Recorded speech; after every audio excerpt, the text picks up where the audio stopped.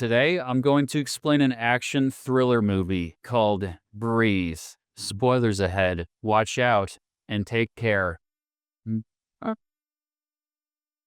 The movie opens in Brooklyn, New York, in the year 2039, where the world as we used to know has changed. There is not a single blade of greenery anywhere, which has had a devastating effect on the Earth's atmosphere. Oxygen levels have dropped so drastically that our planet is barely habitable. Cities have become wastelands, and only a few people are left around the globe. Those who are still surviving in this harsh climate can only do so by using masks connected to oxygen tanks. Currently, mechanical engineer Darius has left his family bunker to clean the solar panels that are the main source of electricity. His father is also out visiting a nearby bookstore in hopes of getting some new reading material for his granddaughter. The old man is casually walking around on the second floor when he steps on a rotten wood panel and falls through the floor. Unfortunately, he is left hanging upside down from the ceiling, which damages his oxygen pack, and he immediately starts to suffocate. Nearby, Darius hears the pleas for help through his intercom device and runs to the bookstore. He desperately tries to release his father from the hole, but the old man's leg is stuck firmly. Darius then rushes upstairs and eventually manages to free his father, but it is too late. The old man has passed away due to the critical lack of oxygen. After a while, a devastated Darius returns to the bunker where he shares the bad news with his wife Maya and their daughter Zora. This hits everyone hard, especially young Zora, who loved her grandfather very much. We also get a glimpse into the family's life in this apocalyptic time. Thanks to Darius's engineering knowledge and Maya's farming experience, the bunker has enough oxygen and plants to keep a decently comfortable life. Darius then announces that he wants to bury his father next to his mother, whose grave is in a cemetery about 5 miles away. Zora is against the idea because of the obvious risks involved in the journey, but Darius points out that he will be safe, as they haven't seen anyone in 3 years. In the evening, after the others fall asleep, Darius does routine maintenance on the machine that monitors various vital stats inside the bunker. He discovers that their remaining oxygen supply will only last for the next 2 months. The computer even flashes a warning that warns the air purification system has been compromised, leaving Darius with a hard choice to make. The next morning, he says goodbye to Zora and gives her the book her grandfather had picked up before he died. She then watches as her father leaves with the body on the security camera. As the days pass by, Zora uses the radio to try to reach Darius. She shares random stories, like the fact that he predicted the oxygen shortage way before it actually happened. Nobody believed him, but at least he was wise enough to build this bunker just before the catastrophe struck. Unfortunately, Darius never answers, and soon 5 months pass without any news from him. Maya and Zora try their best to survive on their own now. They leave the bunker regularly and keep up with the maintenance of the several devices inside. They always make sure to bring a gun when they go out, but Zora, being a teenager, sometimes wanders off in search of new clothes, even with it being perfectly safe to go outside. I am too lazy to do that. Luckily, the bunker has a very thick steel door and a password lock, ensuring their safety for the time being. They keep each other company as much as they can, but in quiet moments, Darius's absence is very obvious. Zora nonetheless never gives up and continues to send messages through the radio, talking about family memories from before the apocalypse. Maya doesn't give up either, and often goes outside to plant seeds, hoping one day something will eventually sprout out. She also runs fake errors on the computer to teach Zora how to fix any issues they may come across. Sometimes the teenager expresses her desire to go out and look for her father, but Maya reminds her of previous failed attempts and forbids her from leaving. This often causes friction between the mother and daughter. One afternoon, the duo is outside after finishing maintenance when suddenly they see 2 people approaching with a shopping cart. The mother and daughter immediately run to hide behind an old car and watch as the strangers try to enter the bunker. Although they're unsuccessful, Maya and Zora find it suspicious that the strangers knew exactly what door to target. At that moment, one of the strangers, named Tess, hears a noise and cautiously checks around with her weapon drawn. Her partner Lucas, on the other hand, climbs to the roof to search for other entrances. Tess carefully approaches the car, but doesn't find a source of the noise. Suddenly, she hears Lucas trying to warn her of something on the radio, but it's too late. Maya and Zora tackle her to the ground and rush inside the bunker. They quickly close the door before the strangers can follow them. Maya then gets on the bunker's security communication device and demands an explanation. Tess swears they mean no harm and reveals that she and Lucas live in a bomb shelter outside Philadelphia with 25 other people. Their air filtration system recently started failing, so they traveled for 3 days to find Darius. Tess claims to be a physicist who worked with him at the university. Now, she only wants to take a look at the system he created to copy it. Tess even knows Zora and Maya's names, but they still don't trust her because Darius never mentioned her. Suddenly, Zora mutes the mic and starts fighting with her mother over how to proceed. The teenager doesn't want the people at the shelter to die, but Maya doesn't think the shelter even exists in the first place. After lots of arguing, Zora convinces her mom to help, because if Tess can truly copy Darius's technology, they could bring big changes to the world. Maya thus tells the two strangers to leave their weapons by the door and wait on their knees. She then comes out with her gun drawn and ties up both of them. Next, Maya checks for any hidden weapons before guiding Tess toward the shelter. But just as they're about to enter, a third stranger named Micah comes out of hiding and tells them to stop. Maya immediately opens fire while her daughter also comes out and begins shooting. An injured Micah then lunges forward and tackles the teenager into the bunker. Maya uses this opportunity to run inside and close the door, leaving Tess and Lucas outside. Once they are inside, the mother and daughter tie Micah in the living room. Maya then uses the comms to talk to Tess, who explains this is just a misunderstanding. She adds that Micah is her lookout, so when he saw her tied up and being taken away, he thought she was in danger. However, Maya doesn't believe anything she says and tells her to leave. Tess is enraged by the response, so she suddenly changes her tone and announces that she'll get the machine, no matter what it takes. Armed with a hidden pocket knife, she then releases herself and Lucas before boldly announcing that they will drill in through the door. Inside, Maya and Zora take care of Micah's wound, while still arguing if the story is real or not. Their conversation is interrupted when the alarm suddenly goes off and the computer announces the system is compromised. The mother and daughter try to look at the security camera, but Tess has covered it with tape. She's also retrieving the weapon Micah dropped, while Lucas is using a drill to bring the bunker door down. At this critical moment, Zora gets an idea. She grabs a few mechanical pieces and puts them together to make a little contraption. She then places it against the door and quickly activates it. This sends an electromagnetic pulse through the metallic door and breaks the drill outside. Tess is livid that her initial plan has failed, but she refuses to give up. She climbs to the roof and injects carbon dioxide into the bunker, bringing the oxygen level severely down. As the alarm goes off, Zora and Maya rush to put on their masks. The latter leaves to take care of the problem, and the teenager stays to keep Micah at gunpoint, but she feels uncomfortable when he starts talking about his young daughter. After lots of hesitation, she decides to share a mask with him, as long as he answers her questions. Micah swears they didn't kill Darius, and that Tess truly knew him before the apocalypse. Outside, Lucas is supposed to wait by the door to attack, but he gets distracted when he sees something in a nearby garage. He drags Tess there, but before they can enter, the emergency lock kicks in. At that moment, Maya gets on the roof and opens fire, forcing them to hide for safety. But then the duo also comes up with a plan, and Tess starts firing back while Lucas runs toward the bunker. Back inside, the air slowly becomes clear again, and they can drop the masks. Micah sees that his captor is distracted and uses the chance to untie his ropes. Meanwhile, Tess comes out of hiding with her hands in the air. She pretends to surrender so that Maya makes the foolish error of lowering her guard. Lucas then abruptly jumps her from behind, and the two get into a fight in the ensuing skirmish. Maya gets trapped in an air vent and fractures her leg. Inside the bunker, Micah manages to free himself and springs a surprise attack on Zora. He then ties her up at gunpoint, but by this time he's lost a lot of blood. Before Micah can take further action, he feels dizzy and falls dead on the floor. Minutes later, the two remaining strangers uncover the camera while holding Maya hostage. They threaten to shoot her if the teenager doesn't open the door. Unbeknownst to them, the security microphone is still muted, and Zora has no way to explain herself. Thankfully, she notices Micah's radio lying nearby and drags it by using her legs. Zora then manages to establish communication with the outsiders and tells them everything that has happened in the bunker. Enraged, Tess demands Maya open the door from the outside, but the latter reveals that a special badge together with a code is needed to do so. She has forgotten the badge inside, but there's another one, which is slightly far from where they are currently. Maya adds that she has a working car, and Tess eventually agrees to leave with her, while Lucas stays to keep watch. During the ride, Maya explains that they're going to find Darius. It turns out that after he left to bury his dad, Maya found a note in which she explained that the machine couldn't keep the air clean for 3 people anymore, but with only 2 residents, there would be more time for Zora and Maya to figure out how to grow the plant seeds. This means Darius truly is dead, and he didn't return to the bunker on purpose. A few hours later, Maya locates his body and takes a moment to grieve before finding the badge. The duo is now ready to head back, but just then, the car runs out of power. Tess asks for the badge. As she points out Maya can barely move with her broken leg, there's no way she'll survive a trip back on foot with such an injury. Tess confesses that she also used to have a daughter and promises to take good care of Zora. These words finally convince Maya, and she gives her the badge without any further arguments. Following this, Tess starts running back and eventually finds a bicycle in the middle of the city. She soon reaches her destination and enters the bunker with Lucas seconds before they run out of air. Once they are inside, Zora demands to know where Maya is, so Tess tells her everything, including her father's sacrifice. But Lucas is in no mood for chit-chat, and he threatens Tess to immediately start working on the machine with a drill. Shortly after, she opens a panel in Darius's invention and finds a very advanced system. She dwells on it for a while, but eventually admits that she doesn't understand enough to recreate it. Unfortunately, this sends Lucas over the edge, and he ends up shooting Tess on the spot. He then turns his attention towards Zora and orders her to teach him how to use it. Elsewhere, Maya sits in the car while thinking about her family. She notices she only has 21% of oxygen left and concludes nobody will come for her before it runs out. Everything looks bleak until her eyes fall on a little plant starting to grow out. Maya then takes a gamble and removes her mask for a second. To her surprise, the air feels like it is getting cleaner, filling her with a renewed hope. Elsewhere, Lucas throws the dead bodies out to get rid of the smell. Zora chastises for staying here instead of going back to help his shelter, but he simply doesn't care. At this moment, the alarm goes off, announcing a problem with the cables. Lucas then unties Zora so she can take care of it, but only gives her just enough oxygen to prevent her from escaping. Shortly after, she gets to the roof and puts the cables back together, only to discover it was Maya who messed with them. After a warm reunion with her mother, Zora tries to get back inside, but Lucas won't open the door because he wants to see the teenager suffer. He doesn't realize that this only gives the mother and daughter enough time to hatch a plan. Sometime later, the bunker's alarm goes off again, so Lucas comes out and sees Zora lying unconscious on the ground. He throws dirt at her and starts praying, but is suddenly ambushed by Maya. The teenager also gets up and they run back to the bunker, but Lucas gathers all his energy and follows them in. He passes through the first door and tackles them to get through the second, causing the bad air to get into the shelter. He then demands oxygen while threatening the women with his weapon. However, Zora points out that if he shoots, he'll cause an explosion. Lucas orders them to fix the problem, but instead, Zora and Maya go outside and close the doors, leaving him alone inside. Now that Lucas is alone and the oxygen is slowly running out, he realizes that he's going to suffer a slow death. He thus shoots his weapon, and the resulting explosion kills him. Outside, Maya and Zora are able to survive thanks to the oxygen masks. They escape in the car that Maya had charged up when she came back to the bunker earlier. They then recall Tess's story about the shelter and zoom through the city to reach the safe haven. Unfortunately, the doors are closed, and they pass out on the stairs moments later. After a long while, Maya wakes up and is shocked to see herself clean and rested. Turns out the people from the shelter heard the mother and daughter approaching and rescued them. Nearby, Zora is sharing the knowledge about her father's machine with the technicians of the shelter. The mother and daughter then promise to work together with the rest of the survivors in planting the new seeds and bringing back vegetation to the world. Subscribe for more videos like this.